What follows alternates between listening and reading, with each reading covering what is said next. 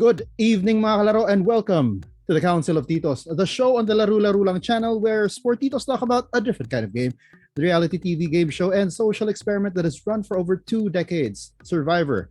I'm Chief Bisdak, Joel Parcon, and with me as always is Vice Chief Bisdak, Jao Atienza. What's up, Jao? How are you doing? I'm totally not being paranoid. Not being paranoid at all. Not being paranoid at all. Not like one of our castaways this past week. All right. So for this episode, the Council of Titos will give our thoughts about apparently episode 8 of Survivor Season 42, entitled You Better Be Wearing a Seatbelt. The Council is going to give their highlights and lowlights of the episode, as well as their thoughts and predictions for the upcoming episodes. And so, yeah, let's go ahead and start it off. Let's start with your highs, Joe. Well, first, the obvious high is that Mr. Jeff isn't disappointed this season. Why so? Why so? When he did the breaking the fourth wall thing, like, and if they don't find it, quite frankly, I'm going to be disappointed. And so it's like, oh, are we setting up Mr. Jeff to be disappointed this season? Mr. Jeff isn't disappointed this season. He's not disappointed. And that's all because of the advantage queen, of course, right? Yeah, Andrea has all the advantages, like legit, right? All the advantages, and I think that's a high, like a first. Yeah, that's a big high. I mean, yeah, and the advantages are really like they're really goofy, Mm-hmm. like it's like this is the fake blood season. yeah. Well, yeah, I really do like that. But first of all, about Drea, I'm really starting to suspect that she is getting clues from production because she is finding it so easy to find all of these advantages. She figured out that thing about the hourglass. Yeah, it's so hard not to think that Drea is getting clues from production. But yeah, her being the advantage queen, it's a big high. It's actually also one of my highs. And she found that beware advantage. That was it's a really cool beware advantage. The I found it really weird, right? Because during last season, Xander was sitting on the bench as one would normally sit on a bench. But we cut to Drea and she's sitting on she's it, straddling like, it, right? Yeah, she's straddling it. So my thought there was like they probably like turned the platform or whatever to encourage Drea to sit that way. But wasn't the seat also, wasn't the bench also the same way last season? I think it was. Yeah. But like maybe they moved the action somewhere else. Or something that way it would be easier for whoever sat out to find it. Yeah. Yeah, that's true. That's a possibility. But it was, yeah, she was straddling it, and then well, we have to give Drea props because she had the right mindset. I mean, we've seen this in previous seasons where, especially after they found out that, after it's been like really well known that that Survivor, the producers, they hide immunity idols on camp.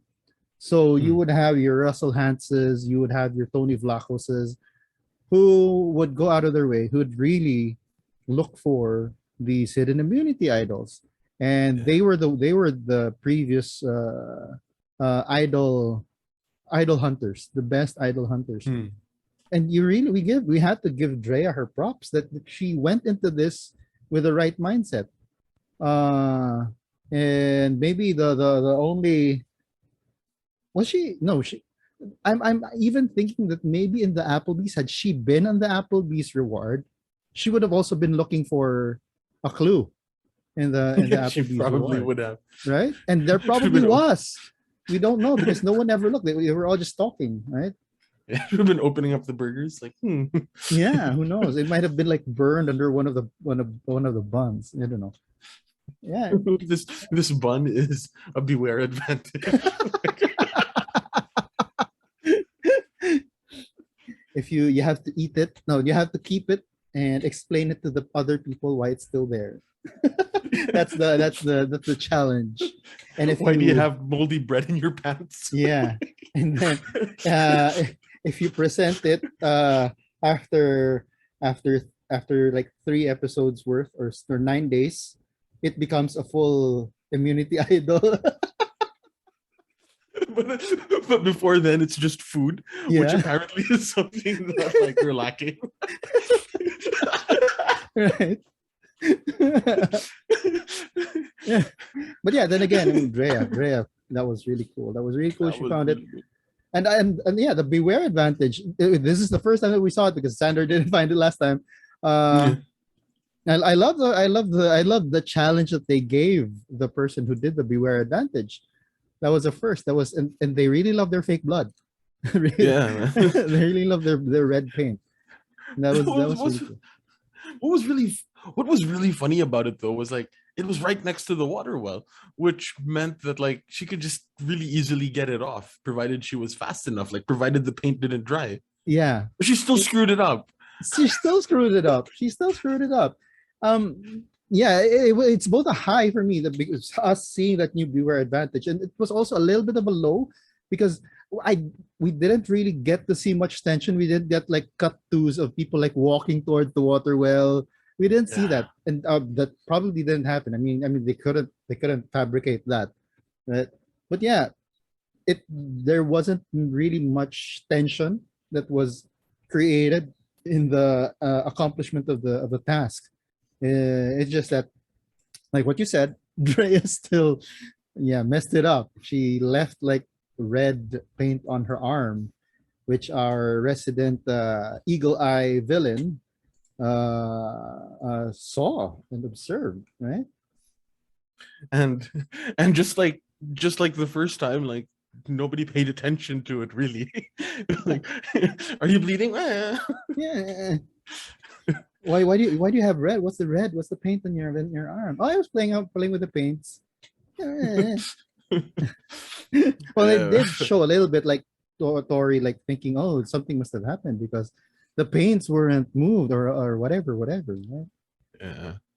Yeah, so Drea has all the advantages, but then it's also like you for me, it's also a little bit of a down because like how are they gonna deal with it, you know? Mhm. Like how are they going to deal with this, if I may use the Tonyism, how are they gonna deal with this bag of tricks? You know? Like I hope it's and this is like a moving forward thing, but it's quite related to this. I hope that they're setting up like a Queen Slayer in the person of Romeo. Oh. Mm. But you know, that's Mm. that's that's just my hope. That's just my hope that the Tory is voted out next week, and we get to set up Romeo as the person that takes out all of the advantages in one fell swoop. But I'm getting ahead of myself here. We'll see. We'll see. Right? We'll see how he how that uh, transpires. How that's going to develop. Right? So Yeah. what's your first up, dude? Oh well, my first high. Or Well, hi, sorry. being an old school Survivor watcher, again, the fact that they did kind of focus on camp life. We had more camp life moments. The camp life moment that we had for this episode was the one between Omar and Mike, right? Yeah, And we're really seeing a different side of Mike that I like. I think yeah, he's like he's curious about the way that Omar practices his faith, and he was just lying down there on the side and then just observing Omar doing his prayers. That was really cool. It's endearing me a whole lot more to Mike. yeah, Yeah, not to mention the fact that he's not only is he a firefighter, so he's like a hero in in Survivor terms, but he's also from New Jersey, which is where a lot of previous winners are from. So he's got a lot of things going for him. yeah, Yeah, that's it's Mike and Omar, and I like the how they're slowly getting built up. I don't know Right. if it's to topple them down later on, but I like that we're getting them highlight. They're getting highlighted, and Mike showing that he's really not just a strong body, because if you remember, he was the only one who saw that they need Roxroy for the vote. Everyone else Yeah. for the vote, they didn't really think of Roxroy. So he thought it was important that they stuck to something.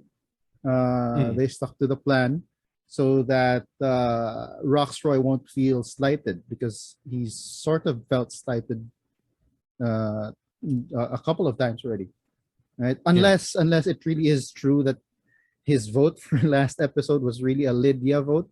He just misspelled it, and right. He could have said that. He could have said that.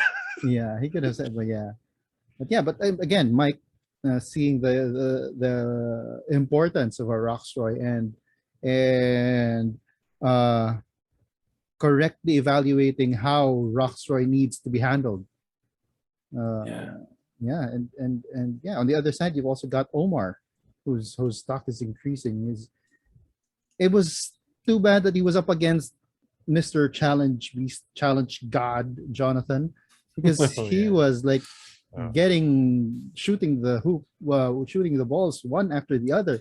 He just couldn't finish it off. So we're also seeing Yeah. a different side of Omar.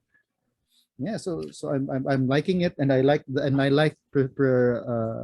specifically the camp life moment between Omar and Mike, and how it is highlighting them as people to look out for. This episode did for Mike what last episode did for Roxroy. Mm, yeah. Like it completely like it fleshed him out quite a bit more and Mhm. just made him a little bit more endearing to sort of the audience. Yeah. Yeah. You know, Yeah. it's like the the old guy not being like a curmudgeon, you know? Yeah, exactly. Exactly. And I mean, the old guy not being a patsy. Yeah. He's a fully well-rounded person, right? With good character. Yeah. That's really cool. That's really cool. Yeah. So what do you Okay. have? What else do you have? Um Marianne being self-aware. Oh, Like yes. that was a really cool moment. Hmm. That really like um developed her character, Hmm. you know? Like being self-aware enough to know that she can use emotion in that way, you know? Yeah. Yeah. Like she was able to get rice while Hmm. at the same time making sure that nobody put a vote on her. Hmm. Like that was smart. Yeah. Yeah. I mean, this is probably a. I'm still kind of irritated by Marianne, but a lot less for this episode. She did because we didn't get a lot of Marianne for this episode. Right? We Yeah. didn't get too much of Marianne. Just that confessional, and then that plea during the immunity challenge. Yeah, and I like the fact that she was able to use whatever she has, like her being emotional. She was able to use it. Yeah. Right. That's one of those that's one of those things that makes or at least this season one of those things that's showing us that Survivor is showing us the good survivors are the ones that are self-aware, Mm-hmm. you know, the again going back to um what I said about Jonathan and the school that I teach at, like very reflective players are the ones that do fairly well, you Yeah. know, the ones that know how other people see them and how they can play the perception of others of them to their advantage. Yes. Yes. And And Marianne had that moment, like it just kind of clicked in this episode, which was a high. Like, okay, so now we're seeing a little bit more of her strategy, and she isn't just like the loose cannon Mhm. that I initially thought she was, you know. Yeah. Like there Well, is yeah, there we is a thought. I sort think of that's we thought she was that. Yeah. like there's a little bit of method to it, you know, There's a like method to her madness. yeah. So like that was a high, like seeing a little bit more of her game as Mm, opposed to just seeing her being a firecracker. mm, yeah. Yeah, and I think that we've yet to see the rest of the cast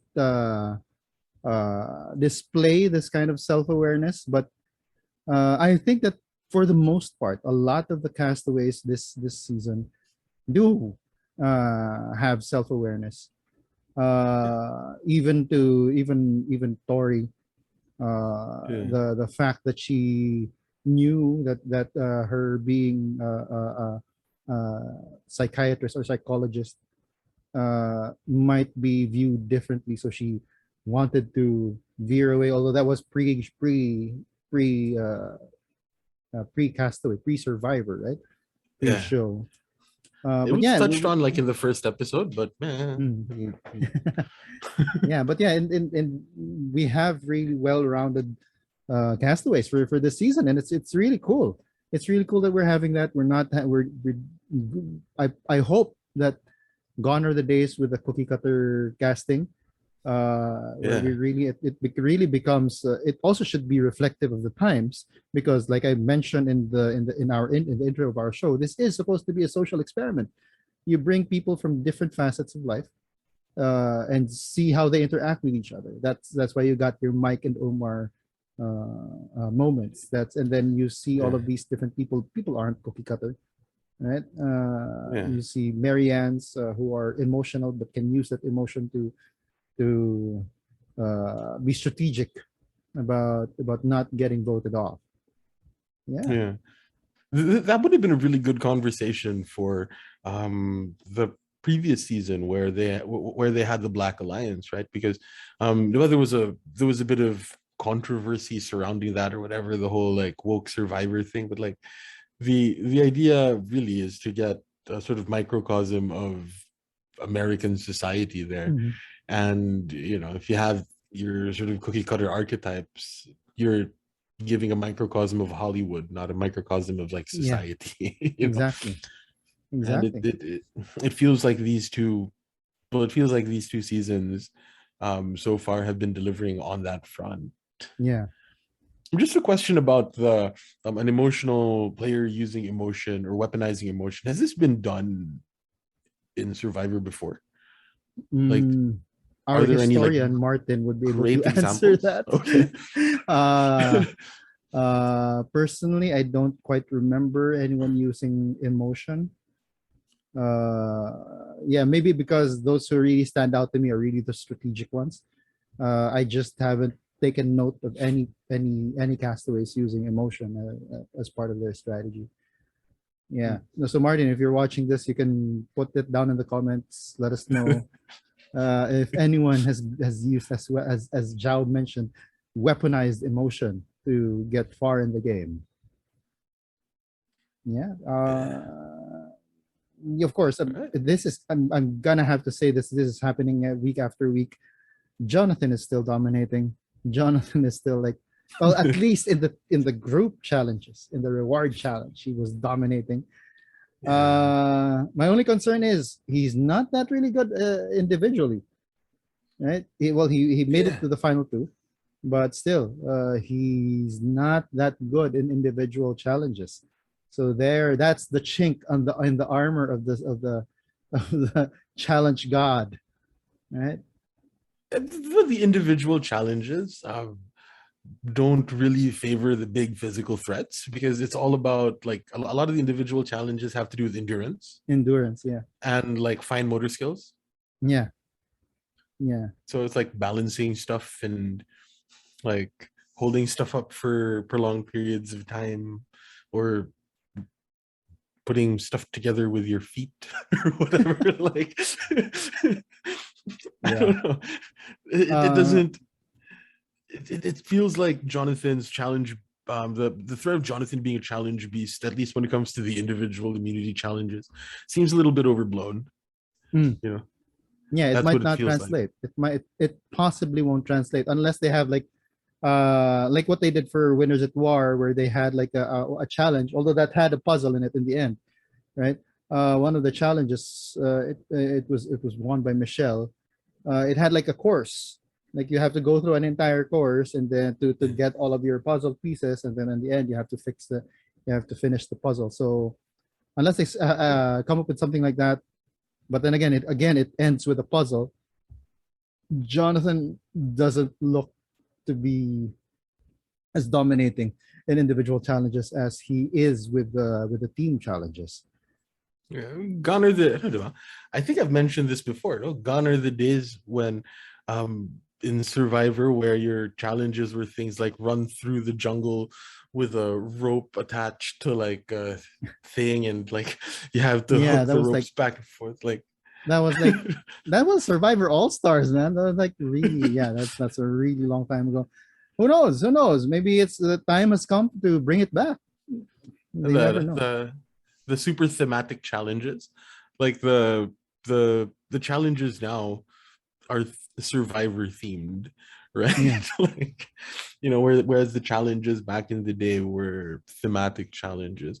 Like one of the things that I really do distinctly remember as a challenge that that they'll probably never do anything of the sort again was in Survivor Africa, where their challenge was to make a big SOS on the ground. Yeah. Yeah. you know Gone are those days. they had an airplane up there. The survivalist was like, oh no, that one was better than that one, because the one over there, it's clear and all of that, right? So like, yeah, those, what was it, there was that other challenge where they were like bringing a goat from one pen to the other, or like where they had to herd goats. And I remember that. I remember that. right, Yeah. and Ethan was like, okay, I've figured out the strategy, we're gonna carry the goat, like it was in keeping with the theme. So the the thematic elements of Survivor, at least tied to the place, are gone. Mm. But that's a conversation for the end of the season, when we do like a wrap up Yeah. of the Yeah. season more than anything Yeah. else. Yeah. But one thing I will say, that it doesn't help that they haven't changed places. They haven't moved from Fiji in quite a long time. Yeah. So anything thematic, I don't think that they would be able to come up with anything more thematic. So yeah, all of them are like really just part of the library of challenges that Survivor has come up with. They're just mixing and matching different elements of it, like okay, shooting balls or shooting stuff from a slingshot, or Mhm. all of those things, right? So yeah, but yeah, we might also be getting too much of Jonathan already, because okay, yeah, okay, Jonathan is dominating again in the reward challenge, but he's not coming up. He's not winning in the individual challenges. Unless he shows us yet another level of his challenge beastliness. He's not gonna be there for long, especially if people finally decide that him as a meat shield is his days as a meat shield is over. Yeah, you said it, huh? Because it's like when you have running, you have sprinting, and you have marathoning or Mm, whatever, right? And you see the difference in build of marathoners versus sprinters. Like, sprinters are huge, and marathoners are just super skinny. yeah. And like, the huge guys are really good for these huge bursts of speed, whereas the really skinny ones are the ones that can run 26 miles in like 5 hours. So like, I think that's what accounts for Jonathan so far not doing so well in the individual immunity challenges, right? They don't require bursts of strength, Mhm. and they don't require short bursts of speed. They require like stamina, endurance, which somebody like a Tori or a Drea might fare better at. Mhm. Yeah, or someone.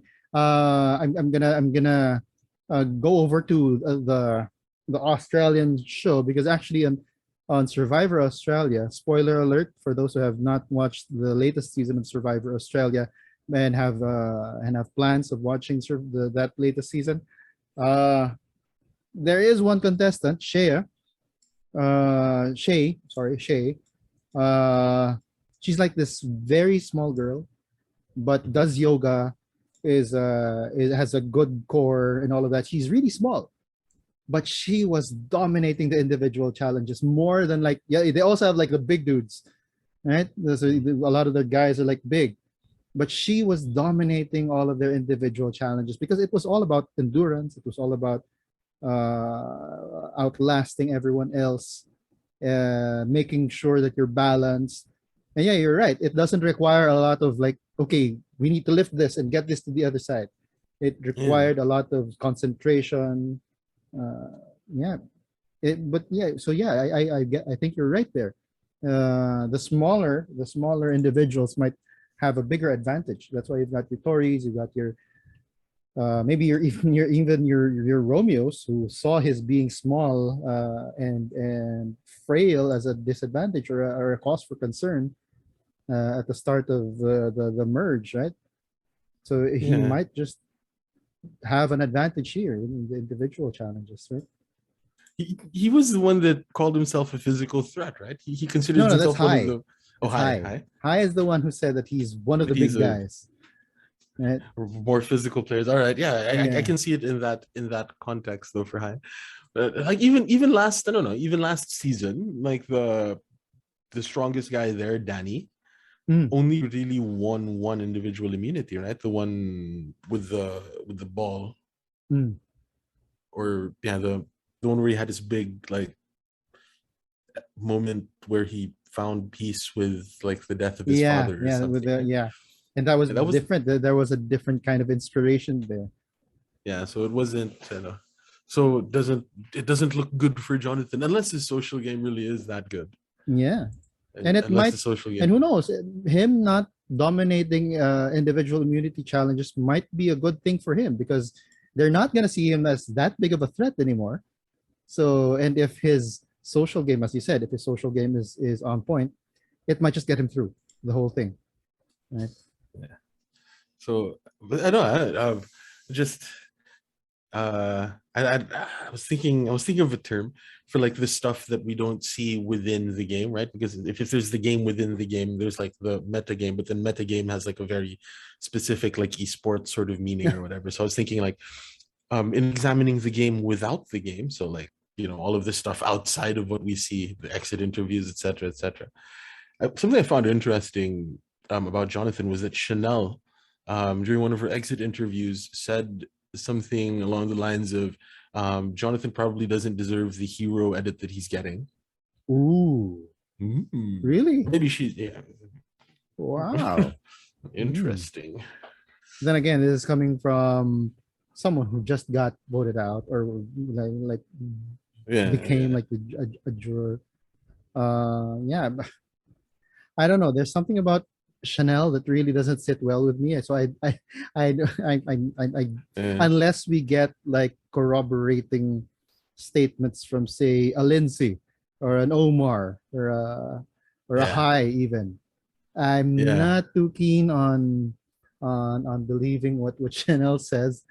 But yeah, who knows? Yeah, but yeah, we'll have to figure it out. Maybe there's gonna something's gonna happen later in later episodes where they show like Jonathan not really being who he's being edited to look like for the first 8 episodes. yeah. I just found it interesting. Like, oh, okay. This is the first bit of negative Jonathan press that I've ever heard. Mm, So, it was something that sort of stood out. mm. Yeah. Yeah, Anyway, well, yeah. We'll see. Any other highs for you? Omar. Mm, Omar playing a really good social game. mm-hmm, mm-hmm. Um he might be setting himself up to like burn to go out in a blaze of glory, because like um the while he's doing it much better, it's got it looks like he's making relationships with everybody. And um if you have relationships with everybody, you have relationships with nobody. That's what last season told us. Mhm. So Omar looks like he's playing a really good game, but that really good game involves him building relationships with everybody. So, the up there is, or the high there is that like he's playing a really good game. Yeah. Like, he's calling all of the shots, and Mhm. like that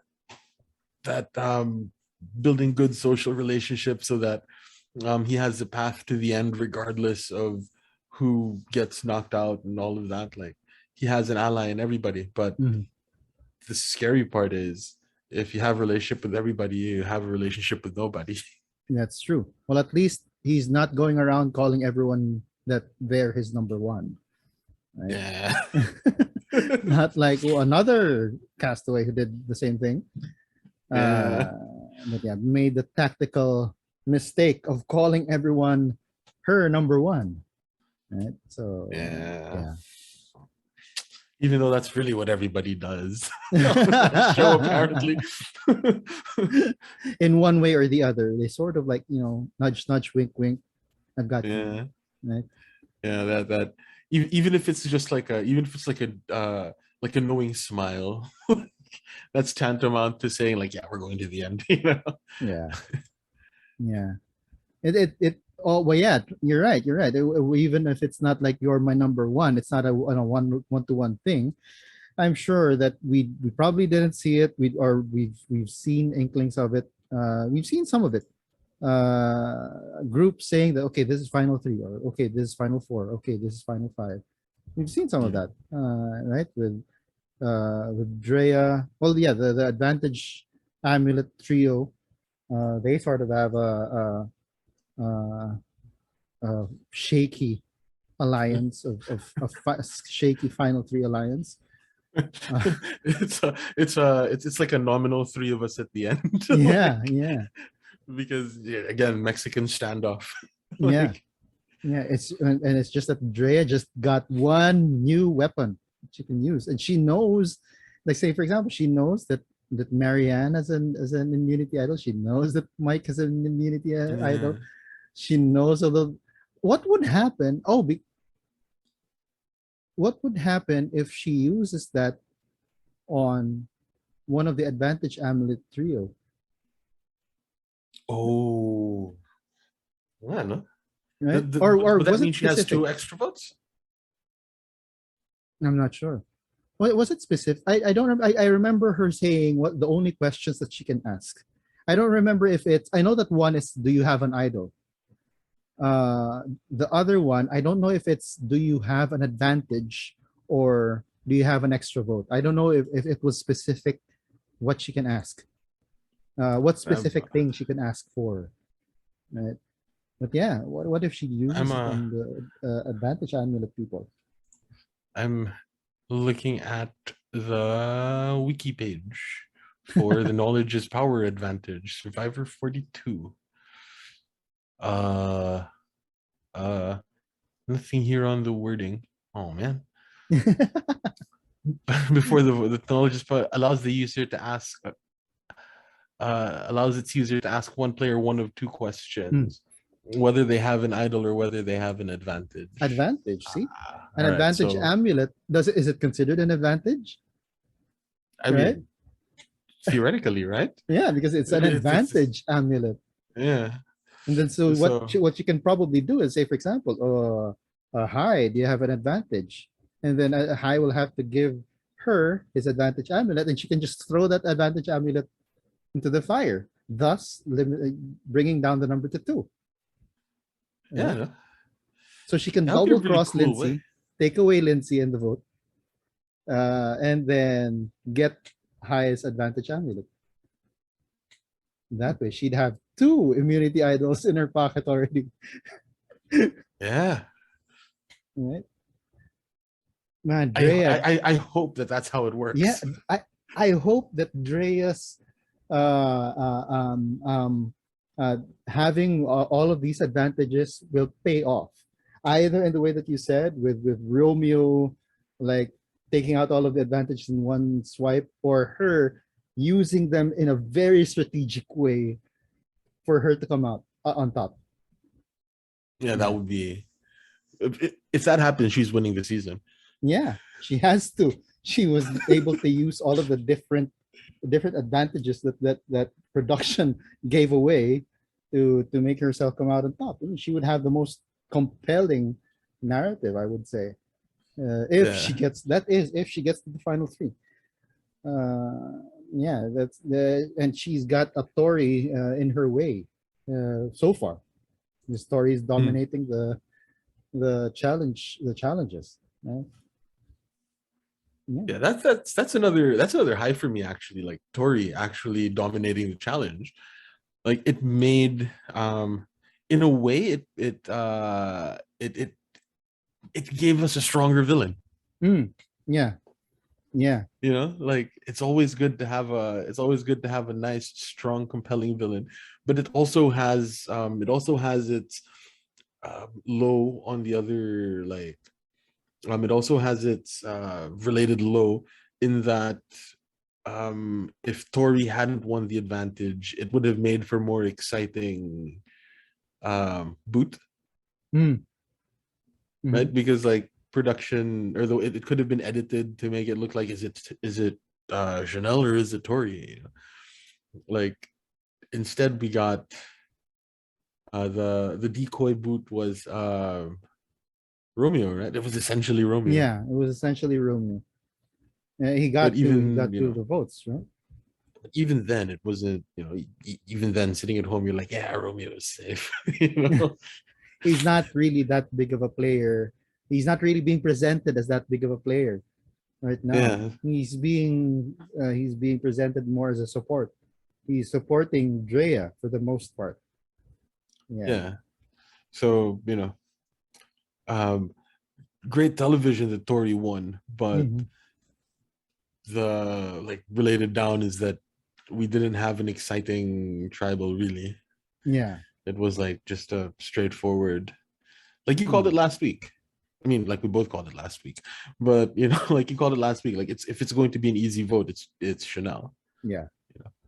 Before we go to our lows, we have to listen to our friend of a different continent. This is Martin's thoughts. Martin's thoughts with Martin. Martin. Yeah. For the highs, obviously we got Tori. Man, she's on a streak. She's on a winning streak. Immunity streak. If things go her way, she might Chris Vanuatu her way to victory. The other high would be Drea, the advantage collector. Like she was caught red-armed by Tori, sure, but wow, she still got the advantage. The knowledge is power advantage now. Hopefully she doesn't mess that up like last season. Martin's thoughts with Martin. Martin. Yeah. Okay, that was Martin with Martin's thoughts. Uh, I don't I don't get the Chris Vanuatu reference. Actually, I've forgotten all of that. I've forgotten all of that now. He's our historian, so he would know all of that. But me, I've forgotten all of that. I enjoy Survivor seasons by the season, maybe even by the episode. Yeah. I'm assuming he had a really good immunity run. Yeah, whoever that was, Vanuatu. What was Vanuatu? I don't know. Chris Uh, Doherty. oh, I don't remember what his face is. Looks like. Yeah, Well, it's it probably was in it. the era of Survivor where it was generic white guy. Yeah, So probably had like a run all the way to final oh, he three won. He won.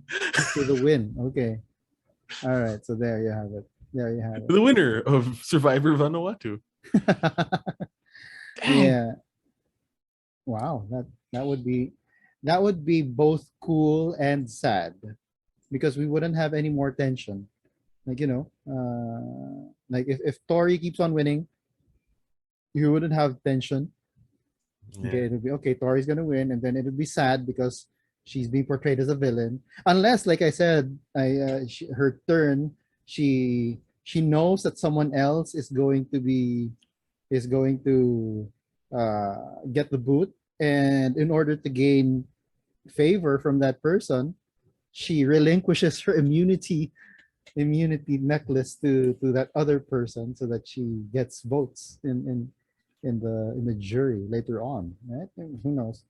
Who knows? Or she takes out Drea. If she takes out whoever takes out Drea, if whoever takes out Drea makes it to the end, Mhm. like that person is going to have a very good case. Provided that Drea hasn't played any of her advantages yet. Yeah. Yeah. So yeah, I'm sure that as soon as other people know about the number of advantages that Drea has, Mm. oh my god, that target might be as big or even bigger as the island that they're on. I was gonna say as big as Jonathan's abs. Yeah, that could be. Yeah. Yeah. Yeah. Jonathan is as big as the island, anyways. He's humongous. Yeah. So if whoever yeah, provided she doesn't play it, whoever manages to get credit for that blind side has a really compelling case for the final three. I'm guessing it's going to be this time. Yeah. They started the jury at final, what is this? Final 9? Mhm. Wait, so there's only going to be 6 jurors? Wow. Wait, who's left? Right? Oh. Because no, sorry. They started at final 11 because it was so there's going to be eight jurors. Kula tribe. 1, 2, 3, 4, 5, 6, 7, 8, 9, 10, 11. Yeah, 11. So Yeah. 8 jurors, right? Yeah, they started at 11, so it's going to be 8 jurors. Yeah. Right. So to our lows. To our lows, let's go on. Start us off. My biggest low is with the fact that we got that tweet from Chanel saying that there's no Ponderosa for this season. There's no as in there's no Ponderosa? Like, I mean, no Ponderosa videos. Oh, wow. Wow. Where did she say this? On Twitter. Oh, Like somebody asked like any update on the Ponderosa videos, and her reply was like, sadly none for this season. Hold up, let me check the tweet. Yeah, so somebody asks like, do we have Ponderosa vid this season? And Chanel says, no, I'm sorry, none for this season. Like, I wonder why. I wonder why.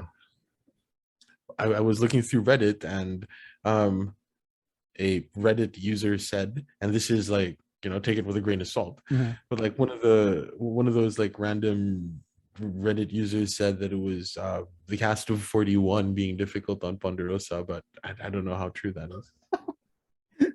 I don't even remember. I actually don't remember seeing Ponderosa videos of 41. I don't remember. Were there? Yeah, there were. They came up with a really stupid sea shanty. Okay. All right. Okay. Wow. That's pretty sad. That was something that I really looked forward to every week. Like last season, that was the thing that I really looked forward to because it was additional context for the game, and it fleshed them out as characters more as well. Yeah.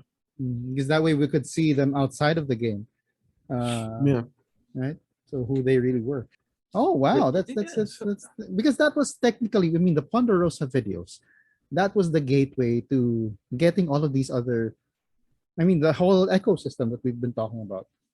Yeah. Ponderosa was our first peek into what happens after the game, right? Yeah. And that was what usually would feed. That originally was what you would feed everyone who was trying to do what we're trying to do. Yeah, it that Ponderosa videos, that was the initial thing that fed until Rob Sesternino got this partnership, or I don't know if it's official, but yeah, it looks like it. It looks like he's got like the official podcaster for CBS, Hmm. getting all of this content possible, making all of this content possible. Yeah. But yeah, But Ponderosa was our first peek into what happens after life on the island. I was really looking forward to seeing, I'm Chanel Howell and this is my Ponderosa. It's like, if my number two can't be like the winner, mayor of Ponderosa, I'll settle for that. Who knows? Maybe she's just like pulling our legs, and they really do have those videos. They just don't wanna I'm hoping release them right away. Right? we'll find out. We'll find out either next week or at the end of the season. Yeah. But Yeah. in a way, I should have included this as a high. Mhm. In a way, my number two still gets to win, right? As the mayor of Ponderosa. The mayor of Ponderosa is the one that gets the most time, to eat good food. Like or, Good for or, or her, maybe good for this is me just sort of trying to rationalize. her. Consolation prize, the consolation prize, to The console yourself consolation prize. for the fact that your number two didn't get the final. Yeah. So yeah, too bad for Ponderosa videos. I hope that they at least put something together for the reunion show. Yeah. Yeah, so that we can see how these people who are outside, and not just outside of the game, but outside of the game and with each other, because I'm sure that there's Yeah. like it's a different thing, especially with this new era of Survivor where like everyone's sort of friendly. We don't really have toxic toxic relationships in a tribal relationship kind of way. We don't have any The of that. Yeah, at least in the the first two, 41 and 42. the only one that was kind of awkward was Shannon Ricard. Oh, really? Like yeah, like I'm listening to one of the podcasts that Ricard was on. Mhm. He mentioned that their Ponderosa was kind of cold. you know Ooh. but they didn't show it in the edit. Like I know that in previous Ponderosa like videos, some of the stuff that was on the island came to a head Yeah. in the hotel, right? But like it was sort of like that now. It was cold. It was cold. Mm. So they so they weren't like what Daniel promises him and Mike to be, friends until the end, until Mike dies. Yeah, that didn't But happen. they are friendly with each other now, Yeah, they're apparently. But civil. I Yeah. mean, if that friendship that they had was really that strong on the island, then it's something that they should be able to mend eventually, right? Yeah. Like Yeah. it's one of those things. It's sort of like the High and Romeo thing, where it was like, yeah, they had some sort of bond there. Mm. Like I Mm. guess if it was really that strong a bond, then Yeah, we'll get to see what happens. Well, speaking of in Romeo, in speaking of Romeo, in Cebuano, but the word is pohon. Opon, yes, Opon. Pohon. Pohon. Yeah, speaking of Romeo, my gosh, he's one of my lows. I really had I was starting to root for him when he said that he's being a pageant coach. He Yeah. really wanted to help Drea become the best survivor castaway that she can be, that she knows she is, that he knows she is, and that she knows she is, right? But I don't know where all of this paranoia started getting into his thoughts, and he's unraveling. I mean, he's unraveling. It's sad because he was so promising at the start. He was promising at the start, and the fact that he got votes for this tribal is only going to feed into that paranoia for him. He's really gonna he's on a downward spiral. I hope that they're able to pick him up because I think that he's still a Yeah. vital piece to their alliance of Is it? I don't know. Is it paranoia if he's kind of right? Like, he did get votes. He was kind of on the no, outs. but Like the they votes pretty only much said came. as much. No, but the votes only came because they noticed his paranoia. They noticed the fact that he was getting paranoid and that he might do something rash. That's why his name was being thrown around. Before that, he was I mean, pretty low in the he was pretty yeah, low in he the is. pecking order though. Yeah, he's low. I mean, you have your core of like Drea, High, Omar, Mike, and maybe Jonathan is lowest in the core, and then you've got Marianne and you've got Romeo. Well, Romeo and Marianne. So he's in the lower half for sure, but he didn't know that, and there were bigger targets. There were like easier targets. Sorry, they still had Tori. They still had Chanel, and he started really becoming paranoid. It's only sad because Drea, who was supposed to be, they were supposed to have each other's back. At least that's how it was portrayed. Didn't come to him and then reassure him that okay, don't worry, you're safe. And then later on, they even threw a couple of votes at him. Right? It's a little sad because I really like the story. I really like this story, and I think that barring this paranoid episode, he might have gotten a little bit farther. Right? Who knows? Dre might have worked with him to use her advantages. Sorry, going back to the highs because like when you mentioned like the pecking order, we totally forgot. We totally forgot Lindsay and Roxroy. Oh yeah, I guess those are our front runners for the purple of the week. You can have Lindsay, I can have Roxroy. But going back to one of my highs, dude, Roxroy was on the right side of the vote for like the first time. first time. And that's because Yeah. the vote. I mean, they did change the vote, right? They changed the vote. It was originally really going to be Chanel, because Mike wanted Chanel out, and then Romeo's name got thrown out. So it got thrown around. So a lot of them said, "Oh, we need to vote for Romeo," but Mike was adamant about like making it Chanel because he really wanted Chanel out. And Yeah. that was the first plan that Roxroy found out about. So in the end, it's not so much that he was on the right side of the vote, it's just that he knew that was the first plan that he knew about, and Roxroy being Roxroy, he was never gonna change his vote. You think they're gonna use that? You think they're gonna use that in the same way that Richard Hatch used alphabet voting guy to their advantage? Maybe if someone picks it up, probably one of the more strategic or tactical castaways, your highs or your Omars, they would be the ones who would be able to use that. They would tell him in a group, right? Okay, so this is who we're going to vote for, and then later on, okay, this is a side vote. This is what's going to happen. But they're going to have to do that right before they take him out, or maybe to take him out. Right?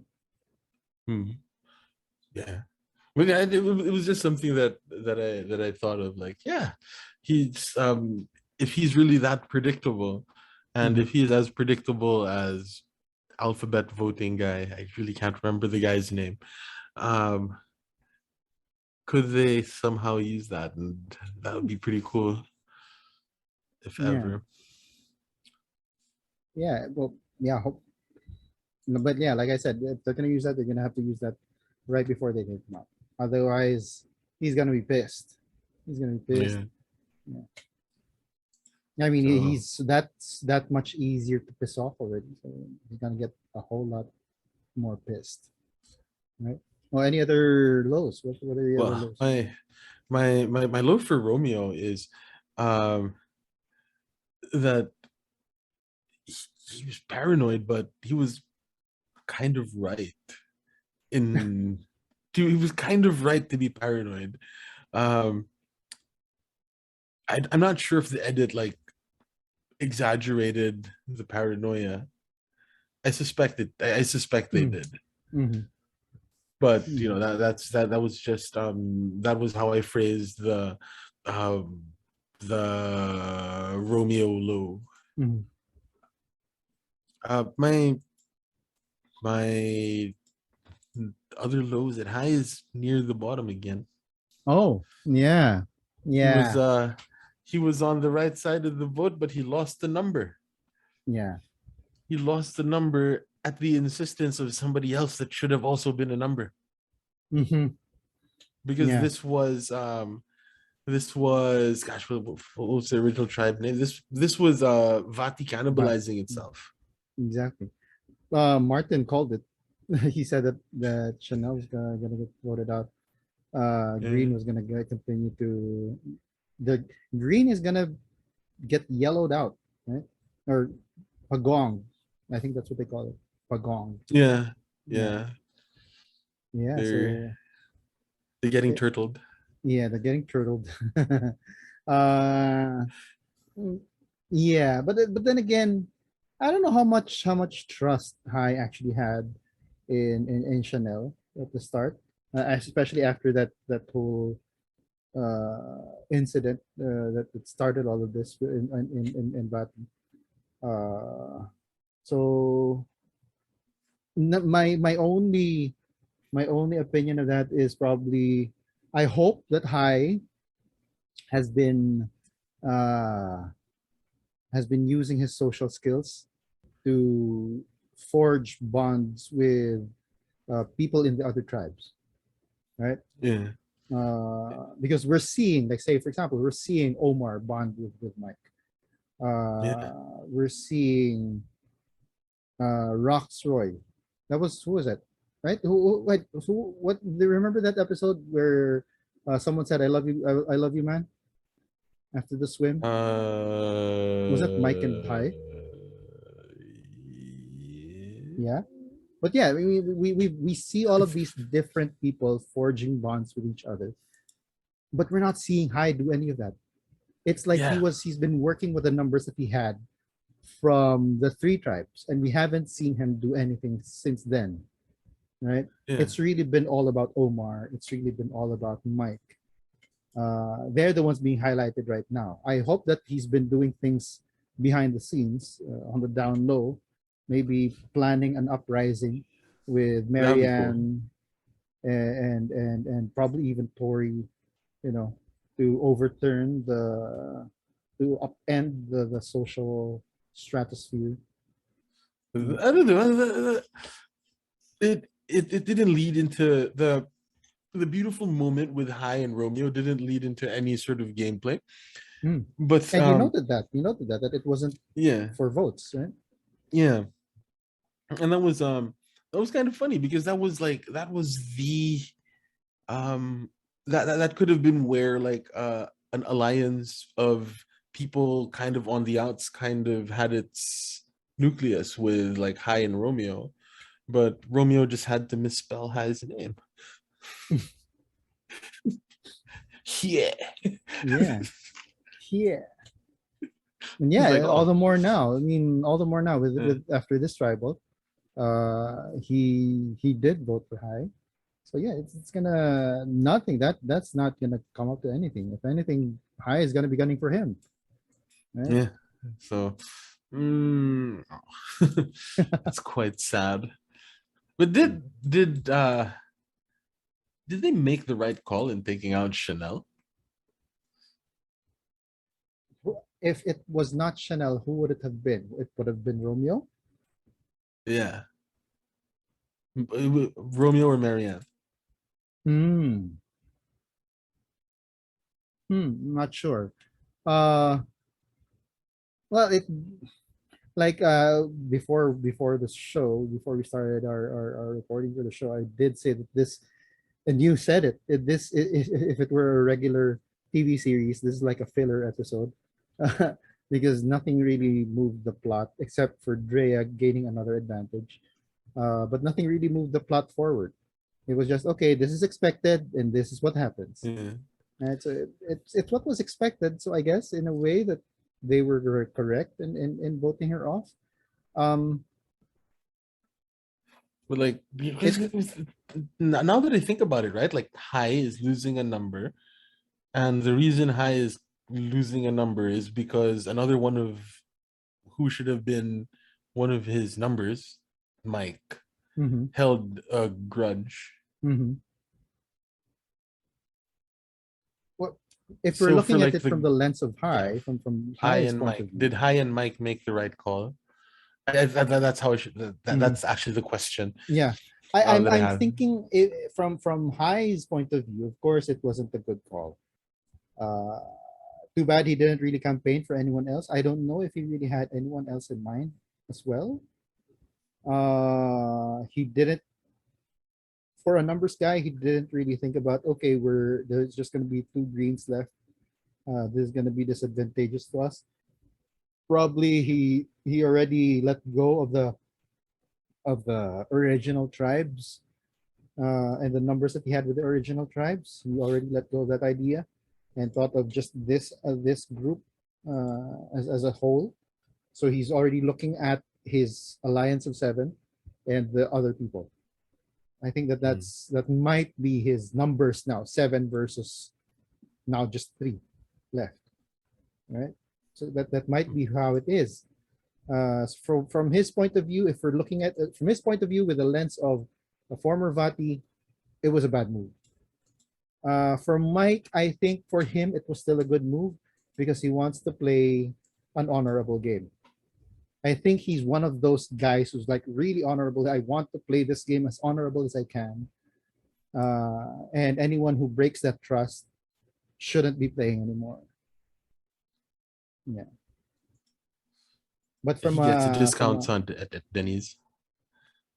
what? He gets discounts at Denny's. Yeah. Very honorable. Sorry, I just had to bring that up. Yeah, but yeah, I mean, yeah, but from a game point of view, yes, that was bad. That was bad because they Chanel knowing that she's at the bottom, knowing that she's an easy out, she would she although she really didn't put up any of a fight because it was also a reaction to Romeo being all scatterbrained and really very jittery and all of that. But Mm. she didn't really put up a fight. So Yeah. none of them really saw that she was willing to be a number for them, probably. Yeah. So in the end, Chanel was her own uh, biggest villain. Right? She was her own undoing. Yeah. So yeah, from a game point of view, it was bad for both Mike and Hal. But I think based on what we know as their character, I think that it was a good move. Hai being a numbers guy, he's got the number seven versus four, now versus three, and Mike being the general good guy, the general old good guy. He broke. Sorry, Chanel broke his trust at the start. You know, she's out. I think that that's how he's gonna play the game moving forward, and I think that that might be how they can take him out. Mm. Break his trust, but when you break his trust, you have to make sure that you take him out, and he shouldn't know about it, so that you still have a vote in the jury. It's oh, that's what the shot in the dark is doing. It's encouraging blind sides. It's Yeah. gamifying the cool stuff uh about Survivor. If I may go to like another, Yeah. if I may go to another low, um the gamifying of stuff that kind of just happens in Survivor. I don't know if it's a good thing or a bad thing. And what I mean by gamifying of stuff is you know, turning Matt talk into or Matt chat or whatever it's called into a game mechanic. Um and turning negotiation into a game mechanic, as you know, Mm. instead of having instead of having the auction, like the haggling skills are now for Rice Yeah. It to started feed a with monster. Is Jeff the monster? the game is supposed to be. I actually I did you ever come across the analogy of Survivor as the monster? Apparently, a lot of people. Martin would know this. Too bad Martin isn't here. But yeah, that apparently the analogy of Survivor the game as the monster happened pre-show, pre-season 42. Yeah, yeah. I think it was. I think it was like an offhand comment from somebody in 41 or something. Hmm. Probably, yeah. But yeah, going to what you said, gamifying that the whole haggling during, I think that was a reward challenge. It might have been a reward challenge or even an immunity challenge. It Uh, was the immunity challenge because the reward challenge, Drea sat out oh no no to no, get I'm her yeah, no no, advantage, I'm and saying before it was okay, gamified. It was, I don't remember the what season it was, but there was this one contestant, and Angela, I think her name was. uh she prided herself in being a very good negotiator, and because they had run out of rice, so what she did was that she tried to negotiate something with Probst about giving back some of their luxuries for rice, I think, if I remember correctly.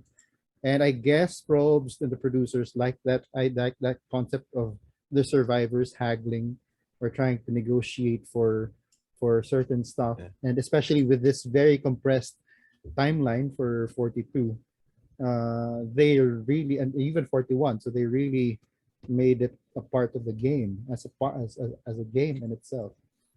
So yeah. yeah, You know, Angelina. Angelina, there you go, Angelina. What was her? She was on Rob Cesternino's podcast for this Oh, week. really? Hmm. Yeah, she was on. I guess because it was the it was The the negotiation. Yeah, negotiation. yeah, yeah. So yeah, that was kind of a low. Mm. Because Jeff didn't put up much of a fight. He could have easily gotten five. Like they were Hmm. like five. Like somebody, Mike might have said five, Jeff, Yeah, five. Then somebody else says and then they four. suddenly told, and they looked at him really really weirdly. Five, not four. That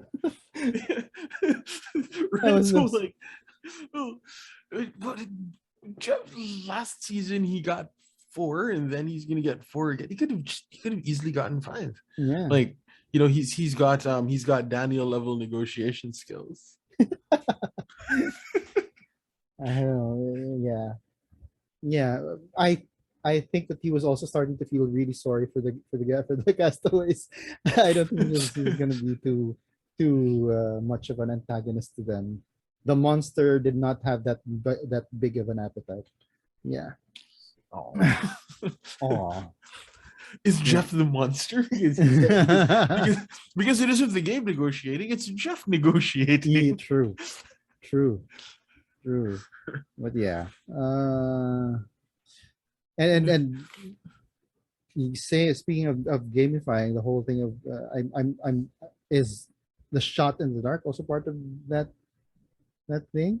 No, not really, because shot in the dark is a really Yeah, totally new concept for 41 and yeah, 42.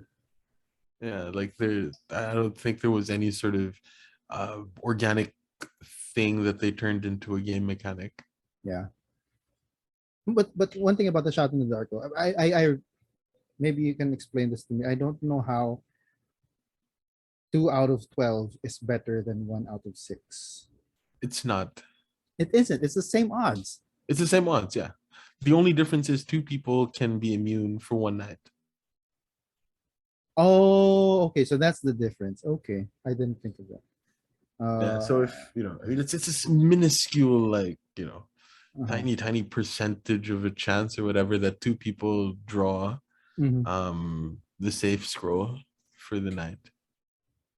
So really think about it. Wouldn't that make your chance of? No, it's not. It's still 1 out of every 6. But you're not Yeah. sure. you're not exactly sure that 1 out of every 6 is gonna come out safe, right? It's not sure that.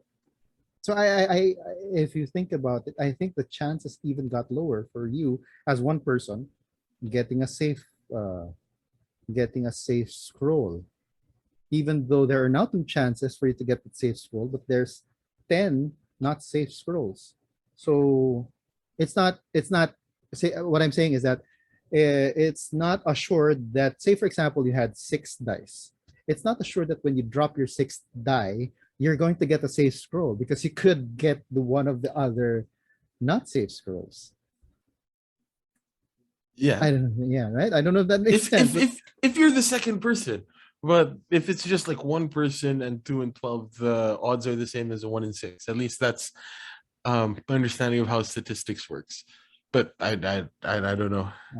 I consider myself a math guy, but I don't know. Maybe someone watching our show can explain it to us. uh, yeah, uh, but yeah, I can't stop thinking that, okay, I've got one shot. I've got one shot in the dark. There's a chance that I can get one of two, right? But if I'm not assured that, in my head, I'm not assured if I have like 6 dice. I'm not assured that by the 6th die, it's gonna be a safe scroll, right? As opposed to if it was just a 1 in 6 chance, if I have 6 dice, I'm assured that the 6th die is a safe scroll. Oh yeah, but then you're not removing each. You're not removing one. You're not removing one as like you're not removing one unsafe. Like it resets to 1 in 6 or 2 in 12. You know. That even complicates for me. That even complicates that reduces the chances even more, right? I would think that it makes it remain this again. If people are math, people, like let us know. Yeah, please educate us about this, about probability and all of that. I know that there was an episode in in Brooklyn Nine-Nine where Captain Holt and his husband had an argument about choosing 3 doors and then opening which door. If you've already opened one door, does that increase your chances to 50-50, or is it still 1/3%? I don't know. Oh no, 33%. But you're supposed to switch. You're supposed to switch every time except if you're Deshaun. But yeah, I don't know. I don't know.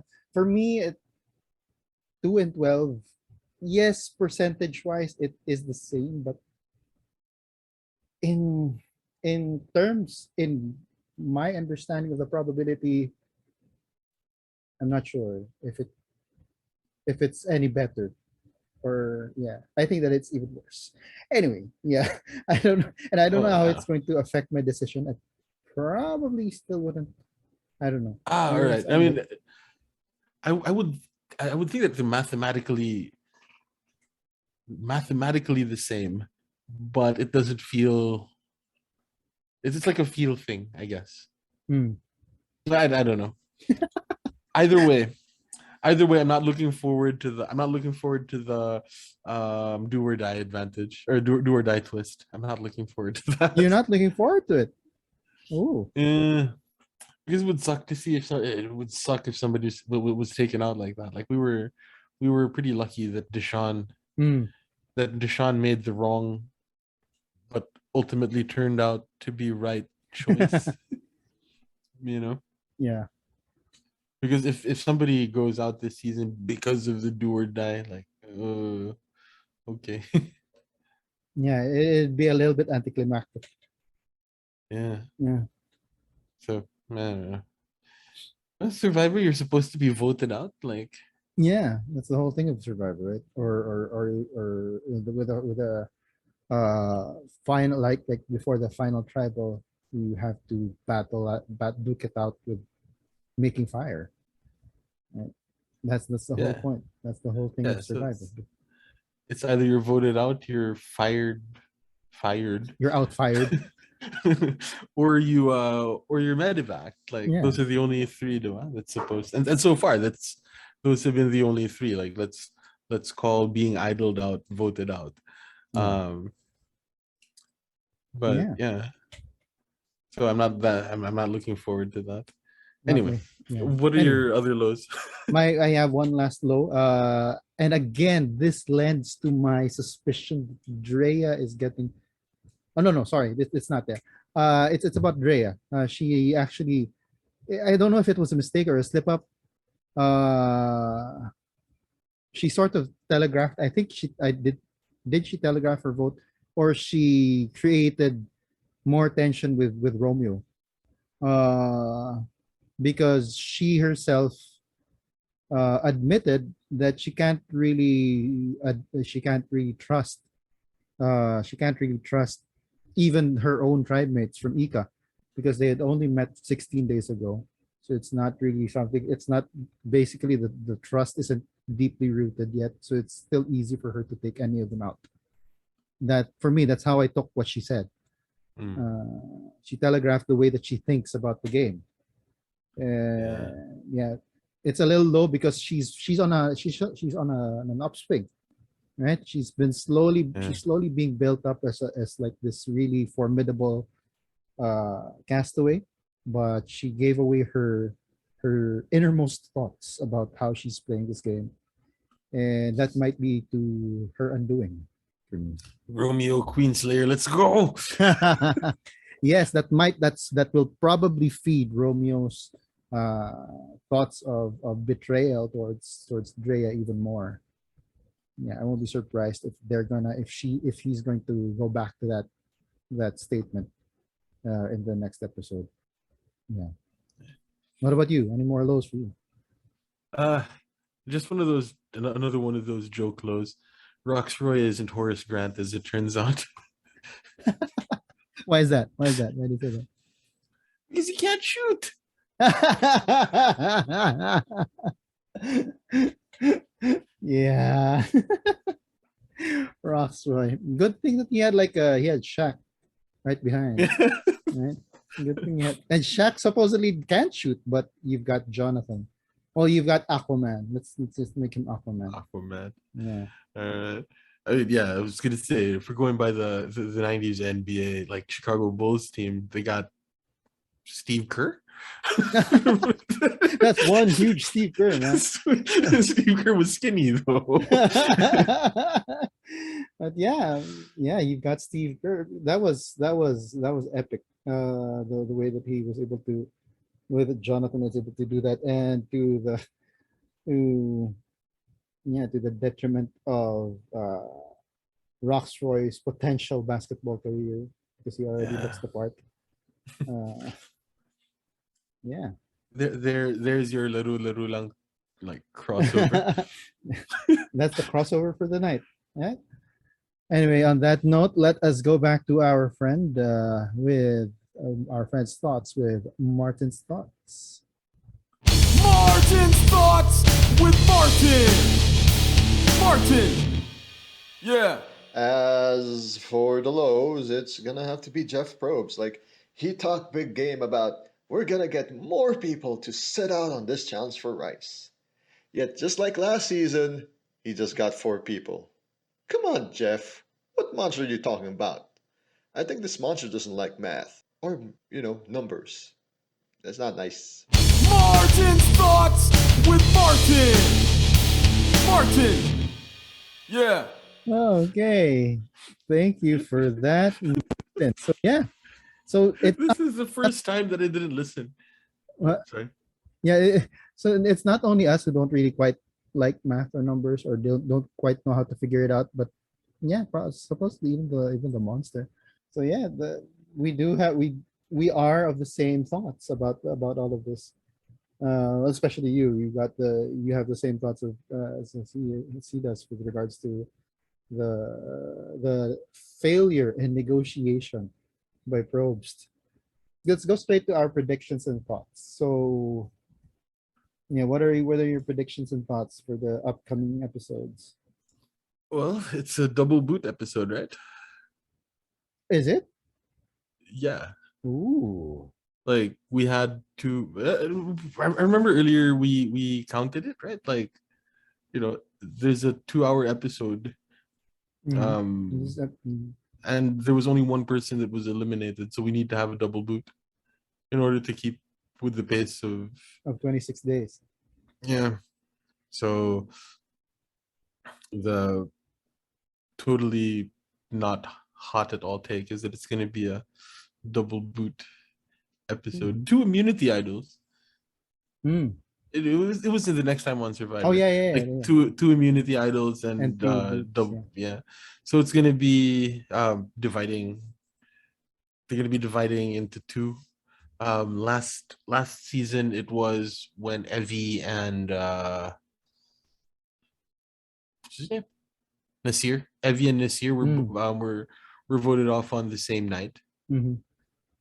So that's going to be this upcoming episode. So who do you have going out in the double boot? Oof. Is it gonna be okay? Like we can, is one of them or yeah gonna be from the alliance? One of them is going to be from the big alliance. Ooh. That's I'm calling that one. And the other one is going to be Tori. Oh, so you don't think that she's gonna have a streak of 3? Yeah. Wow, they're finally gonna get rid of the the villain. I'm just throwing names out there.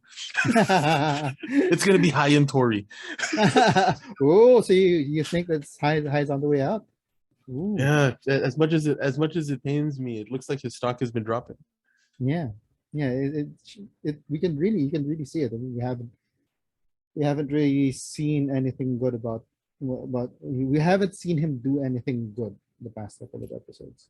Yeah, thankfully it isn't, Netflix level of like stock droppage, but like it's he's on his way down, which I'm sure he can still turn around, but oh man. Yeah, yeah. Who knows? Who knows? He might just have a resurgence. Hmm. For Or me, who yeah. got a lot of who else got a lot of personal content? Who else We has still like haven't completed we haven't their seen Lindsay's yet, right? Have we? Did we already see hers? We haven't, no. right? So she's still safe unless she gets really highlighted for this next episode. Yeah. Yeah. Oh no. Yeah, so So she we I have think to look out for that. isn't she the last one? No, Tori hasn't really had her backstory. It hasn't had like pictures from her past come up yet. Yeah. So it's it who yo so that yeah, so it's Tori, Lindsay. Who else hasn't been featured as well? Even Drea hasn't been featured yet. Drea. Yeah, Drea hasn't been I featured. think that's it, right? Um Hi. Has Hi been featured? Hi. No, he hasn't. So yeah, you've No, got he hasn't. 4 to choose from. You said it's gonna be Hi and Tori. Uh yeah. Omar have a Oh no, Omar hasn't. But he's been on an uptick. So I'm not sure if they're gonna do that to him. Like the bigger they fall, the higher the yeah, the faster they fall. So the bigger they are, the harder they the harder fall. they fall. I don't know. The harder they come, the harder I don't know. Are they setting him up as like a fake winner? Maybe. It's still pretty hard for me to figure out who the. I'm sure that people who have figured out the winner's edit have already have their ideas.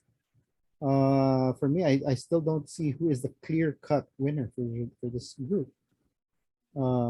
I'm sort of leaning towards because my early favorite Swati has already been taken out, so I'm sort of leaning towards Mike now. I'm leaning towards Mike. He's getting a lot of things done. But anyway, for this next episode, for the double boot, you say it's Story and High. I'm thinking it might be time for Romeo or Marianne to go. And or Marianne to go. So yeah, those are my things. Those are my double boots. That's my double boot. Yeah, at this point, right? We're just throwing names out Yeah, there. yeah, What exactly. do you think of what do you think of this of the double boot though? Like from last season. Well, I like what we've talked about. It's for them to keep up with the schedule, basically. Mm. We do know that they're already at 16, 17 days. So they've got 9 or 10 days left. And assuming that every challenge is 2 or 3 episodes, Mhm. I don't even know if they have enough time. Enough time, so they might be doing more. I mean, they might be doing it more frequently. The tribals might be happening every other day already. Right? Well, yeah, I kind of like the idea of how they keep the number of people that can be voted out small. Yeah, you've said Yeah. as much before, right? Yeah, the pool of people that yeah. It's just you know it, it was tough last season because I really liked Nasir and Yeah, Evie. yeah, So yeah. Me too. Me too. anyway, Yeah. Anyway, well, another prediction. I do hope, uh, that for the sake of everything that is good, I do hope that Tori makes a face turn. She comes out being a hero, right? are we Uh, gonna have the Jonathan heel turn next week? ooh, maybe, They're maybe. hinting at it in the what's it next time on Survivor. Apparently, they're Mm, hinting that he had a little bit of an argument with Lindsay. Was it? I don't mm, remember. Yeah, I think. Uh, yeah, Lindsay. They yeah. they they had a little bit of an argument in the preview, but again, right? The preview, whatever is there, like the exact opposite is what happens. So they actually solidify their bond, and they take out someone big. Right? Who knows? But yeah, those are any other predictions for the next episode? Got nothing for you. All right, let's head on over then to our friend Martin. Martin's thoughts with Martin. Martin. Yeah. So I got Sunel right in the last episode. For next episode, I'm not even too sure if Tori's gonna be the next one voted out, or she's gonna be in an immunity run, or she's gonna like divert it again to someone else. Uh, my gut feels like it's not even Marianne. Maybe it's Romeo who feels like he's scrambling a lot. I feel like he's scrambling a lot early on in this merge game. So I hate to, I hate to pick Romeo, but it seems like Romeo might be the next one to go. Romeo must be voted off. Martin's thoughts with Martin. Martin. Yeah. Romeo must be voted off. And that is Martin's take on who is gonna get voted off. He's also got Romeo in his sights. He didn't think of a double boot. But anyway, yeah. So anyway, let's go ahead to the last part of our episode. Let us talk about our survivors of the week. Let's start with the castaway of the week. Who is your castaway of the week? Omar, Omar. Why? he won the week again. He's getting like he's playing the best social game, Mhm. you know. Yeah. Because I know you're gonna say Drea, so I'll take Omar. Yeah, I just had to, recognize the fact that she has become the advantage queen, uh, racking up all of those advantages. She is now a force to be reckoned with. So yeah, Drea is my castaway of the week. Right, so while Drea has the Infinity Stones, Omar has the Avengers, Yeah, yeah, yeah. Cue and in Avengers theme. there's your glorious reacts tie-in for the week. That's from another channel, but yeah, you can also check that out. I'm also on that one. Yeah. So yeah, you got that.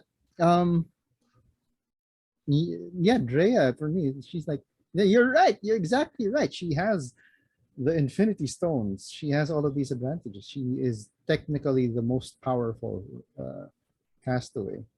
Now she just needs to use them all wisely. How about goat of the week? Who's your goat of the week? Chanel. Chanel.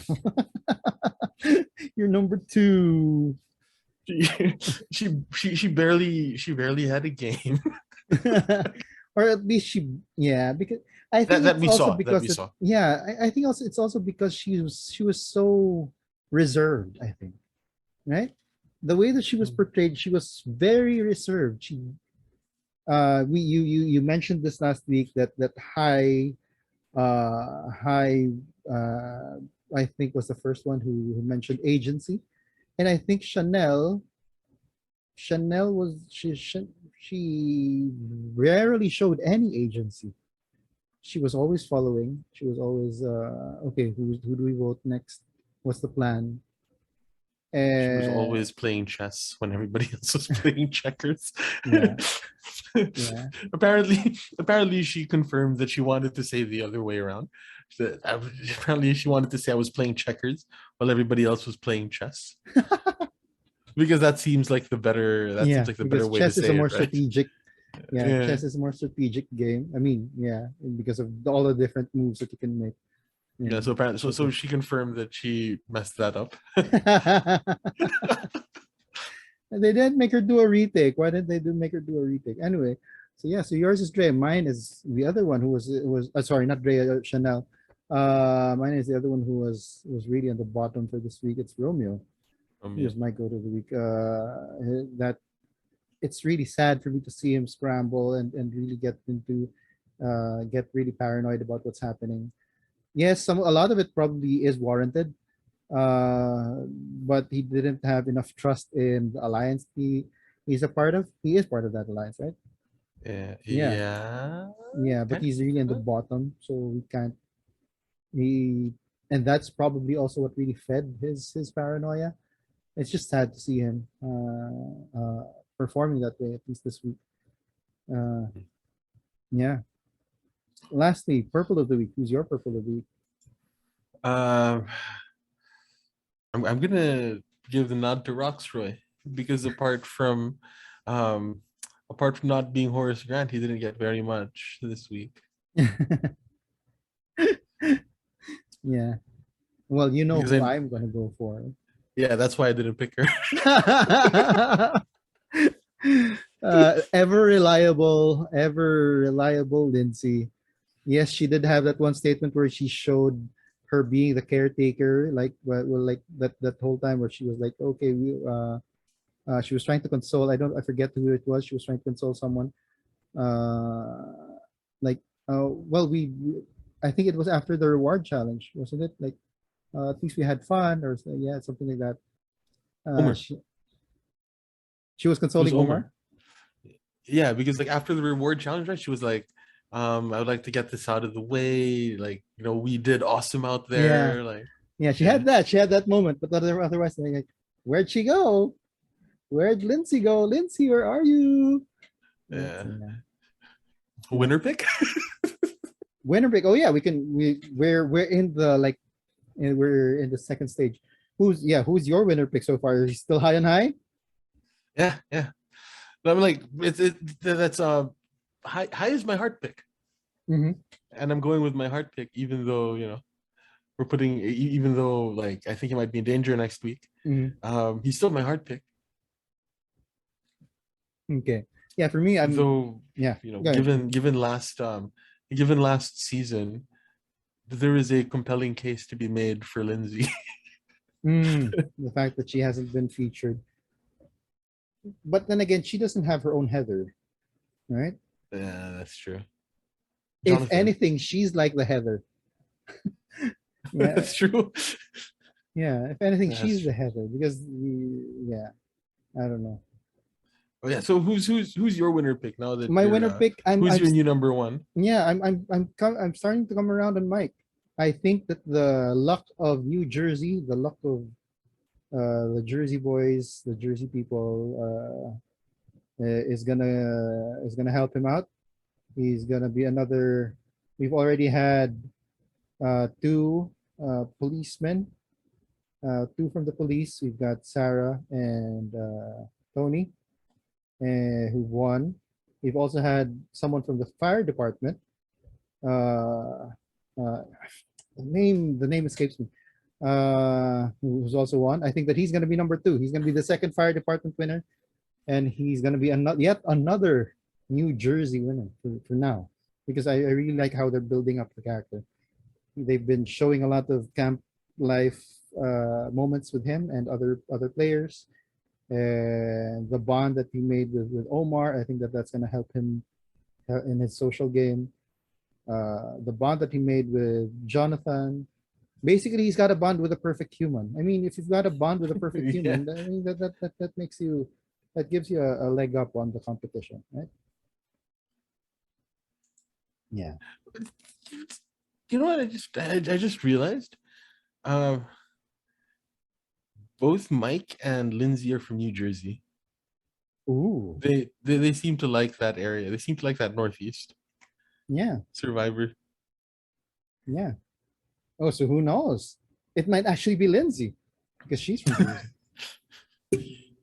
Right? The purple winner, right? That's gonna be what it is. That's gonna be what's gonna happen. All right.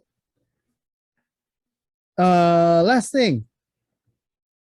What was the theme of this week's episode, Mr. Professor? What? I didn't think about it really. So that's homework for next episode. That's homework. What about you guys? Do you have any, what aside from the title, of course? Better make sure that you've got a seatbelt on. Give us a theme. Give us your theme for this week's episode. Not our episode, but the episode of Survivor. And let us know your thoughts down in the comments. And of course, if you liked our video, please hit the like button so we don't get voted off the channel. That's it for this episode of the Council of Titos with the first member of the jury, the mayor of Ponderosa, already in. A new dynamic will be in play, making sure that while you need to be on top of voting off as many of your tribe mates as possible, you don't lose them as possible votes in the end. Please also, aside from liking this video, consider hitting the subscribe button and the bell icon so you can get updated and notified whenever we come up with new content on the Laro-Laro Lang channel. This channel has other shows on it focused on sports and other similar things. Anyway, this has been Chief Bisdak Joel Parcon. And I'm Jal, totally not looking under that coconut. We hope that you can join us on the council again next time. Until then, stay safe, everyone. The Titos have spoken.